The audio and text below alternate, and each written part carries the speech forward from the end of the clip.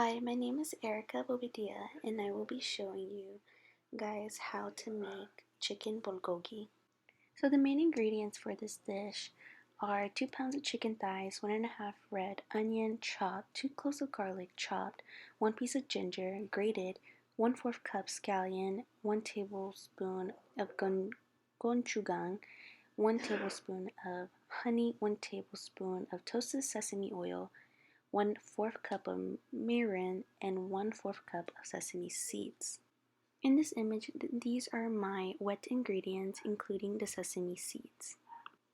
So in this image, you can see all the vegetables, green onions, red onions, ginger, and garlic, as well as the chicken. Sadly, due to the winter storm, I could not find any chicken thighs.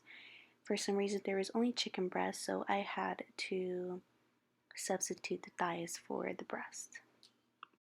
For the cooking directions, it asks for the chicken to be cut into 1 to 2 inch wide and long pieces. Also have the onions, ginger, and garlic chopped up. Once everything is cut up, to combine all the ingredients in order for the chicken to be marinated in the sauces. In order to complement the dish, I decided to make white rice. To continue with the cooking directions, once the chicken has marinated for several hours or overnight in the fridge, you will cook the chicken 2 to 3 minutes per side depending on how thick the chicken is. Once it's fully cooked, I personally added the onions, ginger, and all the other vegetables in last, since those vegetables tend to cook really quickly and tend to burn if added too soon. Once the chicken has fully cooked through, you're able to place it onto a platter. Once placed on the platter, you're able to add additional banchan, aka side dishes.